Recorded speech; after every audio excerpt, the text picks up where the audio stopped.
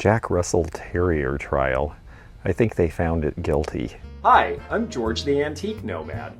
Come with me as I wander the country in search of valuable vintage, amazing antiques, and cool collectibles. We'll buy, sell, and trade at antique malls, shops, and shows, estate sales, flea markets, thrift stores, anywhere people go to find really interesting things that just aren't made anymore. So come on, let's go. Good morning, viewers. I am George the Antique Nomad, and I am at Artichoke Annie's Antique Mall. This is one of several antique malls on Interstate 70, which you can hear roaring in the background here in Missouri. And it's one that I've stopped at before and found really cool stuff, so we're going to take a look and see what they might have today. Well, the folks here are really nice, and they have good quality in this mall. In fact, they have some really amazing things. People ask about decoys all the time. These are vintage and antique decoys. These are the things that the stuff that we see from the 1980s is emulating. These are Mason Premier. You see a pintail drake there from about 1900. The hand painting is really detailed. The prices are high on these. The widgeon here is $3,500. This one is a little cruder, but this is by Ben's Decoy out of Jefferson City. And it's priced at $325. And the mallard here is priced at $75. So you can tell the ones that were sort of just rough hewn. But the ones that were really done smoothly and with a lot of detail, those are the ones that are rather valuable. And then these are also scarce. These are aluminum. These would have been mounted on a layout boat.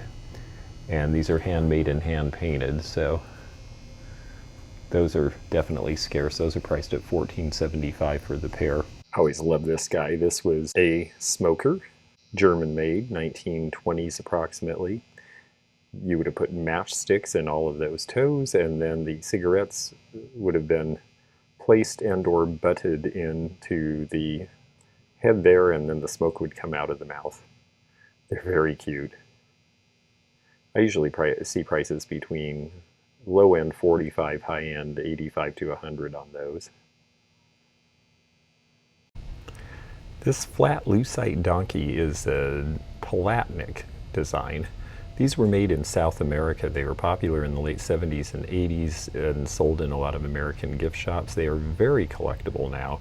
Modernists love them. This guy is priced at $45, and believe it or not, even though he's only about 4 or 5 inches tall, that is a good price for these.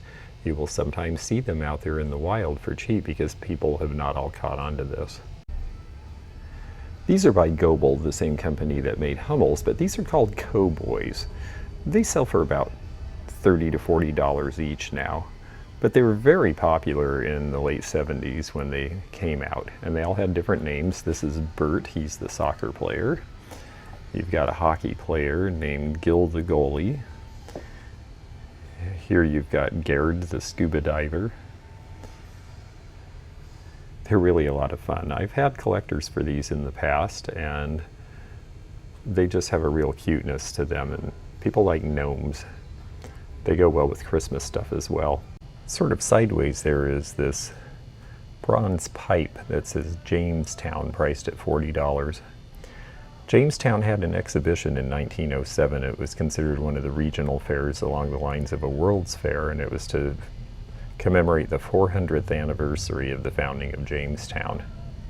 You don't see a lot of commemoratives from this fair, so it's actually priced about right for what it is.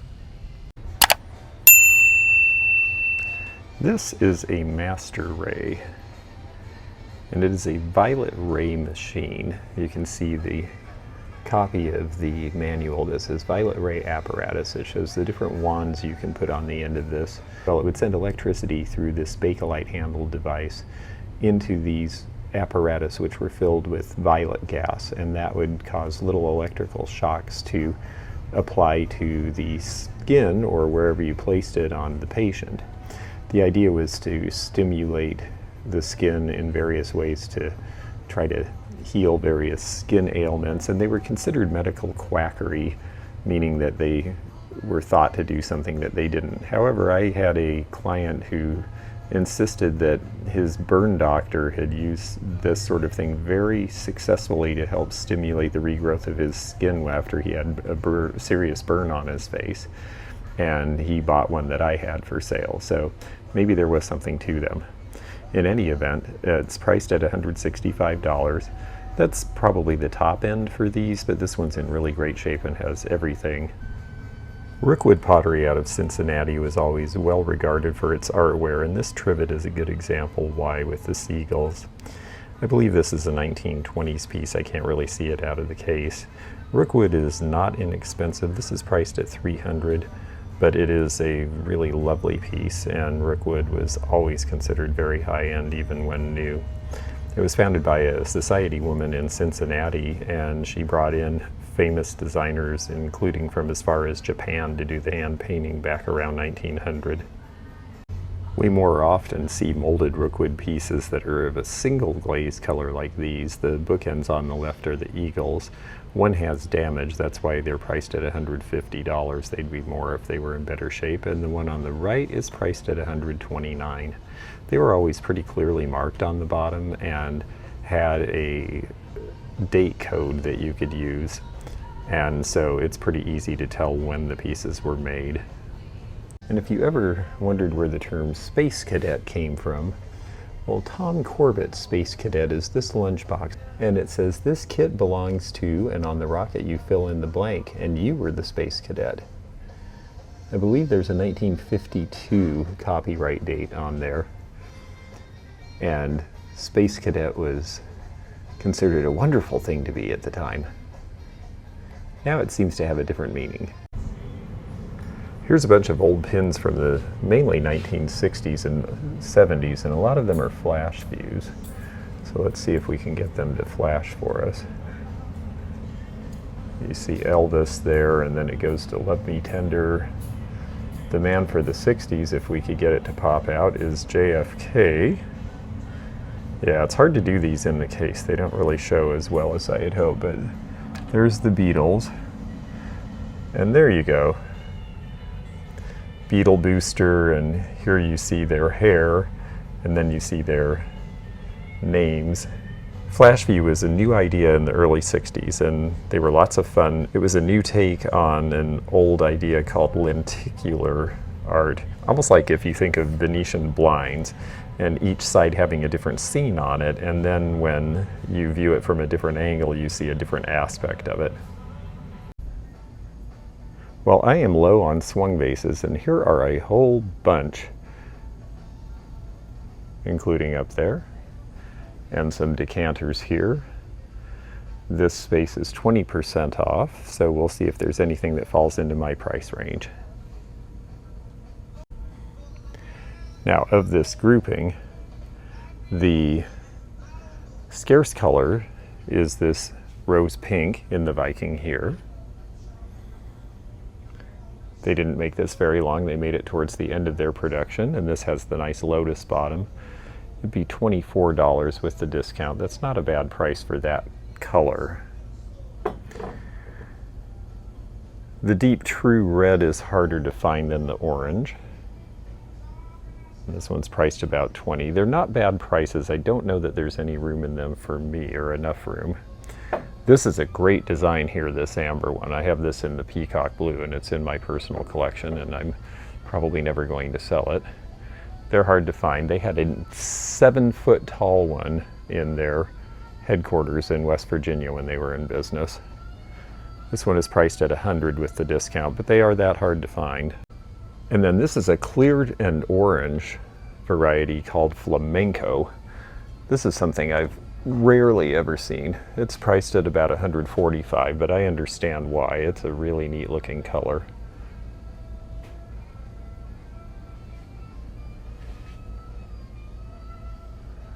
I remember catching on to Viking because Nordstrom's was buying lots of colored glass from us, and everyone was really hot on Blanco, which is wonderful stuff, but it was all hand blown and it was more expensive. And Nordstrom's was really just looking for the colors, so I started buying Viking glass and selling it to them for their store displays, and then Viking seemed to catch on. I had to show this device. I hope you can pick it up in the corner here. It's the Gabrielle. The Gabrielle was a beauty salon permanent wave maker. It's priced at $295. these little clips would go in your hair and make all those little tight curls that the flappers loved so much. And there's a great ad from the early 1930s for Listerine talking about, it shows a woman done up with all of these in her hair, and it talks about how the poor lady doesn't know that the real reason that she's not anyone's queen isn't her hair, it's because she has halitosis.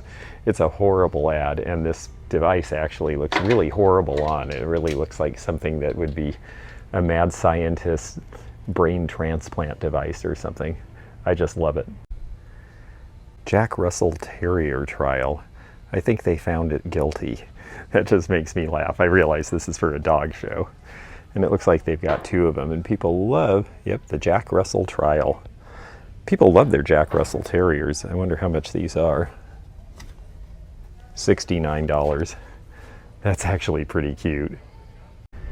Here is a shelf full of candy containers. One thing I really like about this store is they've got good dealers, and they have a lot of variety in various categories. You can see the telephone with the original cap on the bottom and the wood receiver. You can see the lanterns. Those are fairly common. I just sold the airplane at the show I just did. They have 25 on theirs. I didn't get as much as that. There's the battleship. These were very popular to collect with children because you got a bunch of pellet candy, or in later years, bubble gum, as you see in this car, which would have been done about 1970. That's kind of the end of these. They're really more 1940s and 50s era. And there's the pellet candy in some of these pencil-shaped ones. It wasn't necessarily delicious candy, but you got a cool thing to keep at the end. And these price anywhere from about $8 to $20. And here are a group of Seminole Dolls. Now, I'm used to seeing these in Florida, but it's entirely possible they made them in Oklahoma as well. I presume that the Seminole in Oklahoma carried on some of this tradition. Here's a plaque for Burwood. Burwood was the same concept as Sirocco wood. In fact, Burwood bought Sirocco in the early 60s and changed it from wood composite to plastic, because Burwood was made of plastic. A lot of those wall hangings we see from the 1960s and 70s say Burwood on the back. This is a dealer plaque, which means it would have been in a store where they sold this sort of thing. They didn't make all that many dealer plaques because they weren't for sale to regular people. So at $17.50, I'm going to check into this. This might be worthwhile. The other thing I see in here is Oldsmobile Vanguard. These were awards given to people who sold Oldsmobile, and if you did fairly well at it, then you were part of the Vanguard. And there's a set of 8 coasters. They're $16, which is about $2 a piece, but I think I could split those in half and sell each half for about $16. So I think I'll get those as well. And here's something that I'm learning from that maybe you can as well. I'm used to these enameled pieces being of interest in import if they're Sasha Brastoff, but I've always seen this funny design that you can kind of see, I think, through the easel stand there. It looks like an A with a box around it. That is the paperwork for this piece. It is an Anna Marie Davidson enamel. She was out of Sierra Madre, California about 1970. I had not seen anything with her name on it to tell me who she was before this. So Anna Marie Davidson, when you see a stylized A with half a box around it, which is supposed to be the D for Davidson. Hopefully you can catch that through the glass. Here's another really pretty Metlock's Carl Romanelli design from about the Second World War. It's got a variegated glaze. You can just see a little of his signature there. And in this case, it's a large enough piece. It also says designed by C. Romanelli on the bottom, with a mold number and Metlocks made in USA. Metlocks was one of the big 5 California potteries in the mid-20th century. They did a lot of dinnerware, but they did these really nice figural pieces, mostly designed by Romanelli around the Second World War era. It's priced at $49.50. I think that's a pretty good price. There might be room in it as a dealer, so I'm going to have to check into it. Speaking of Sirocco wood, here is a really cute bridge set from about 1950 with the teal inserts and these Art Deco shapes in each of the 4 card suits. So you've got diamonds, spades, clubs, and hearts. Neat deco design. $30 on that set seems about fair. A lot of people have heard of Hoosier cabinets. Hoosier was actually a brand name for kitchen queens made in Indiana. This is another popular brand. This one is called a Sellers. This one is hand painted with decaling and with the red plastic handles. There's the Sellers label. This is going to be a 1930s piece. This is near the end of production of this sort of thing, because shortly after this, pretty much every new house starts to have cabinetry built in, and so people aren't looking for this extra work surface and storage. But it's a very pretty one. This would be really fun to do in a red and white kitchen, and they sell to a lot of people for exactly that purpose. Let's see what price they have on these. Over the years I've seen these rise and fall in value. This one is priced at $3.99. I think that's a very fair price. There was a time I saw them shoot up as high as $7.50, and I've seen them as low as about $3.50. So I would say this one is priced pretty well for what it is. And look, there's even an old ultrasound machine from the 1950s on a nice little rolling cart. The cart is actually pretty cool with the folding front door. Let's see what that's priced, if we can. Oh, I'm not seeing a tag. Here we go. $125. That would be fun just as a novelty. Here we see some pictures from the First World War. You've got the doughboy in his uniform there. That's a really vibrantly colored flag festoon piece, and that's why it's priced at $165. And then this guy is Navy, and we just don't see Navy as much for some reason. He's priced at $145. I wanted to take a moment to thank you for watching and to ask you, if you haven't become a subscriber, please click that subscribe button below. It doesn't cost you anything, but it does help us a lot. And if you're interested in memberships, you can watch a previous video in the playlist about what memberships involve, and you can click the join button to become a monthly paid member. So thank you very much for your support, and now back to the show. Here's a space with a lot of farm items, an old belly cabinet. This is an old feed box. You can see how it's really got great aging. The finish is alligatored, as I like to call it. Crack-a-lure, in other words.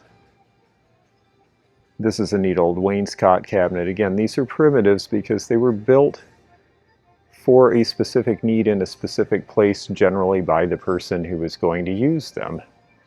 So they are one-of-a-kind items. The number 4 crockery cooler is a neat piece. That's priced at $235 with the stripes. That's from the 1920s. And then we have a bunch of Fiesta ware here. Original colors as well as later ones. The original colors you can see here in this mixing bowl set in 1936 were green, cobalt, the red-orange that used uranium oxide in the glaze, and then the yellow. There's also a turquoise blue, which we'll show over here. Now this one, you see the tab handles put on. That's a later addition to the line. That is persimmon color from the 1990s.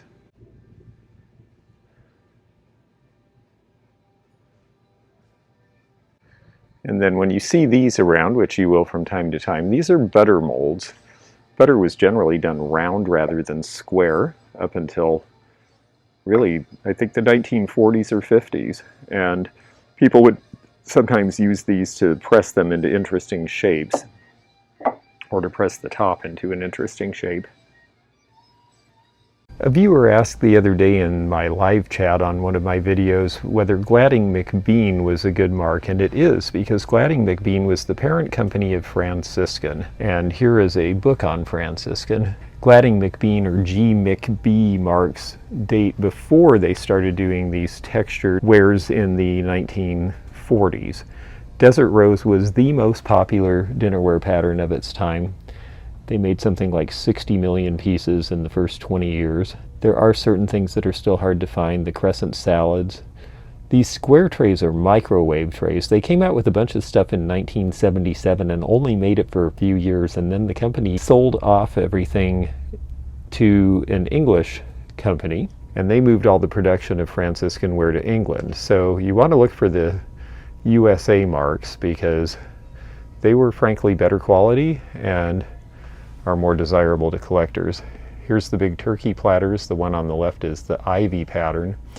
These patterns were famous on television as well. The Ivy was Lucille Ball's pattern on I Love Lucy. Jeannie on I Dream of Jeannie had the Franciscan apple pattern.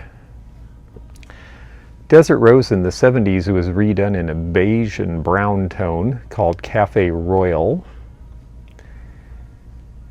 And also popular in the 70s was Franciscan October. Fall colors, of course, were big in the 70s, and they're very attractive now for fall.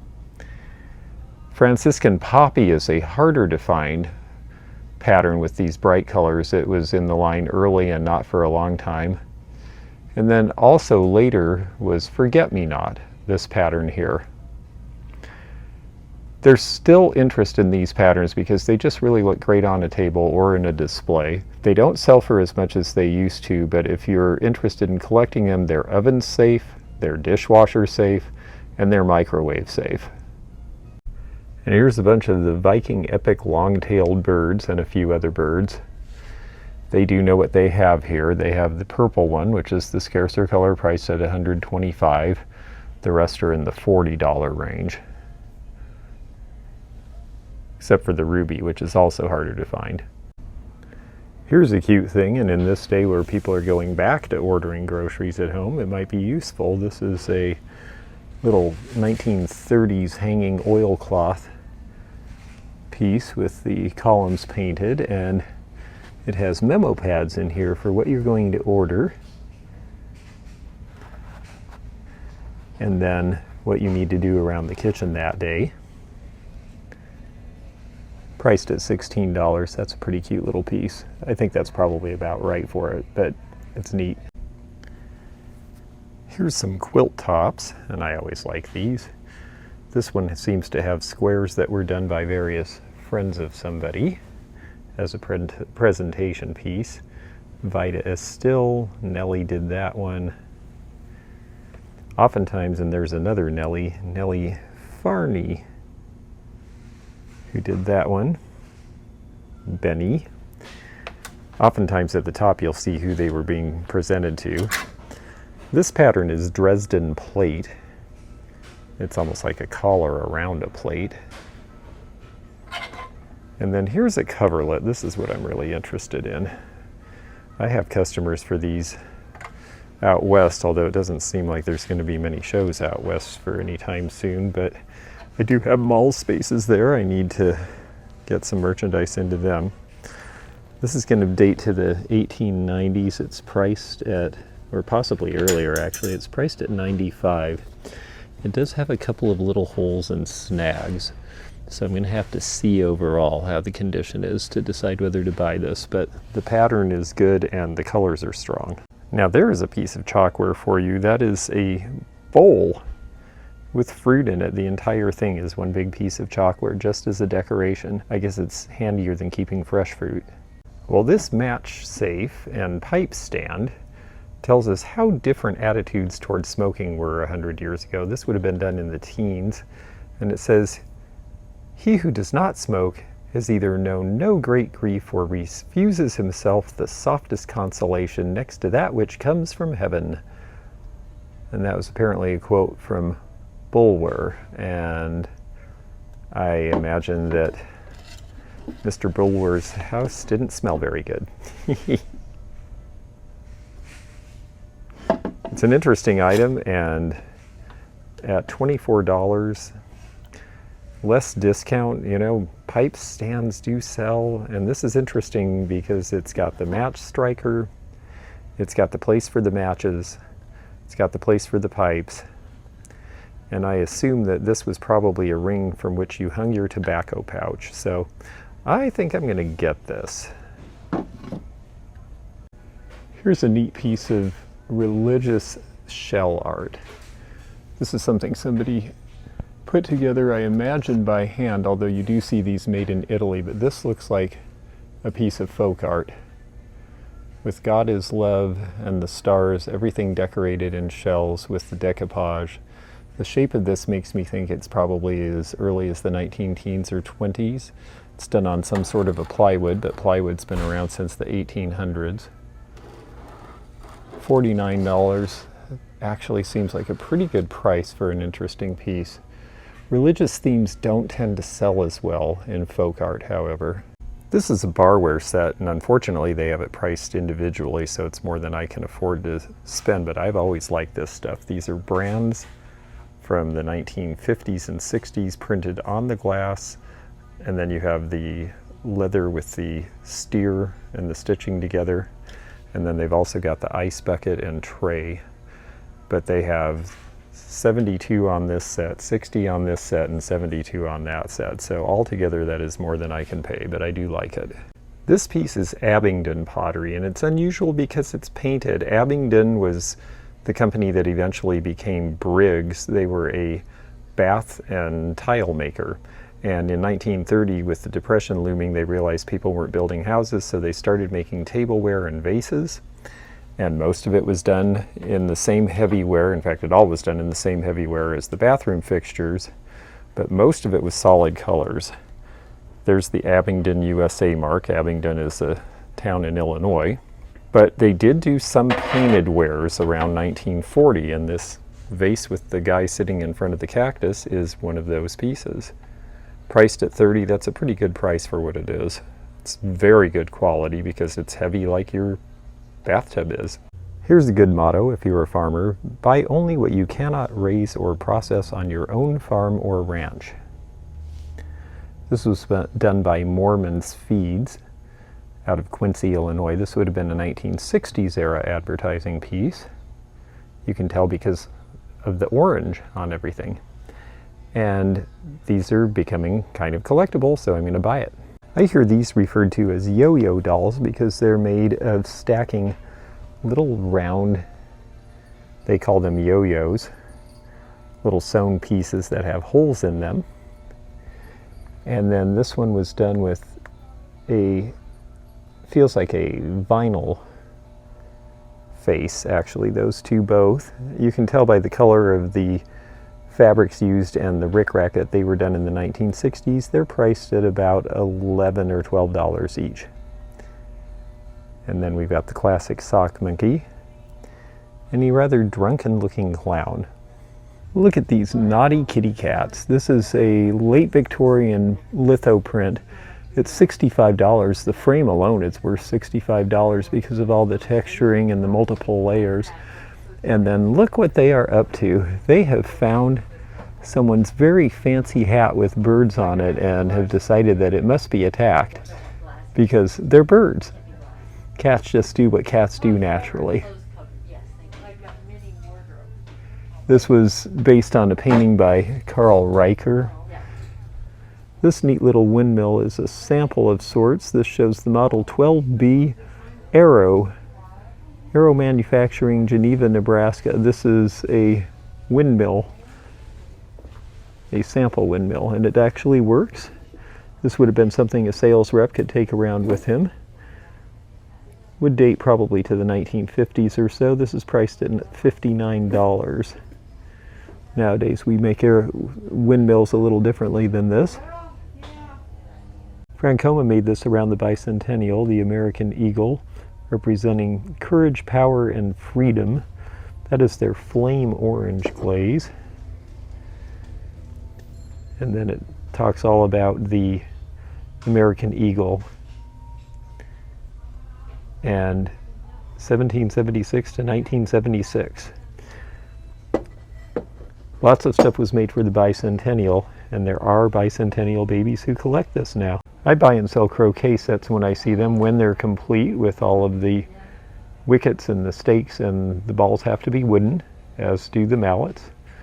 This set is a good example. It's more than I can pay for it. I only get about 45 or 50 for these. But there is a resurgence in interest, especially right now, because, well, people are looking for things to do outdoors at home. We're seeing a lot of old metal radiators around showing up at shows lately. A lot of these were done for the Ford Model A. It was a very popular car in its time. They made a lot of them, and we see a lot of these that were going to be used for parts cars, but because so many Model A's have been restored, there's a lot that are seeming to be redundant, and people are using them for all sorts of interesting things, putting mirrors in them, building cabinets out of them, putting legs under them and making them into tables. This one's priced at $99, pretty good deal. Here's the forest green canisters from the 1930s. These sell for about $40 a piece. The eye, that's inland glass. This little tray here is going to be Lefton. A Lefton Christmas holly tray. They did a lot of these around 1970. It's priced at $14. That's about the right price for these days. They've got a bunch of interesting oddball store displays in here. Self-service clasp envelopes. This big chrome item that it's on, which looks like a big bottle. Team, which was a lemon lime drink, kind of similar to a 7-Up. Various hardware store looking signs and items here. Their prices are not inexpensive on these things, but there's so much interest in these categories right now that that's the reason why. This is a 1940s Valmore Products Company placard from a store. It's got a little stain in the bottom, but it's interesting because it's talking about how to color gray hair black in 1 minute, and it also straightens your hair temporarily. There has been for a long time a beauty myth that black women should straighten their hair. And this definitely exemplifies that. So it shows that it started a long time ago. There's a lot of discussion about that lately, and a lot of black women are starting to not straighten their hair and let it be natural. So this product might not do so well on the market today, but I think it's an interesting old advertising piece, and even though it has a small stain, I think I'm going to get it because I haven't seen this one before. These were a movie premium from Gulliver's Travels when it came out as a movie. Snoop is a chesty sort of guy, mysterious in makeup, so nimble as this little spy, a leaflet would not shake up. I did not remember Gulliver's Travels. I saw it as a child, but I don't really remember a whole lot about it. Sneak is the tallest of the spies and very double jointed. He seems to have 1,000 eyes whichever way he's pointed. These are a lot of fun. I think Hazel Atlas made these for Paramount, but they were not invited to put their logo on it because the idea was to promote Paramount Pictures. These are priced at about $20 a piece. I've had this guy once before, and I'm going to buy him again because he's only $3 or $3.50. Vote for Moats. These actually hung on the pockets of these work overalls as advertising. Would be a 1950s thing. I sold the last one I had. It's been a few years since I've had one, so time for another. These folks have a bunch of advertising pieces. Chew Tobacco. Pride of the Rockies flour. The best cooks in this town use nothing else. Smoke Commander 5-cent cigar. I think paper advertising is cool. It is not as valuable as metal typically because they made more of it, but it also is hard to find in good shape. So, especially with other advertising going up in price lately, I am inclined to buy these things when I see them if they're interesting. Well, it says yards to go, and actually there are many yards to go in this store. It's quite big. I'm going to do a pan so that you can see how large it is.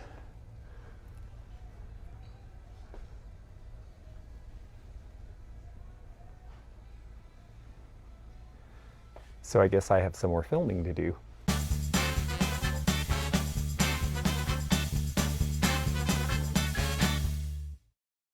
Thanks for joining me again in the fun and fascinating antique community, here where online meets the real world. Please click the subscribe button below, click the bell to be notified when new videos upload, leave a comment below, and hit thumbs up to like this video. Links to our online social media daily posts and our items for sale are in the description. This is George at the Antique Nomad. Bye for now.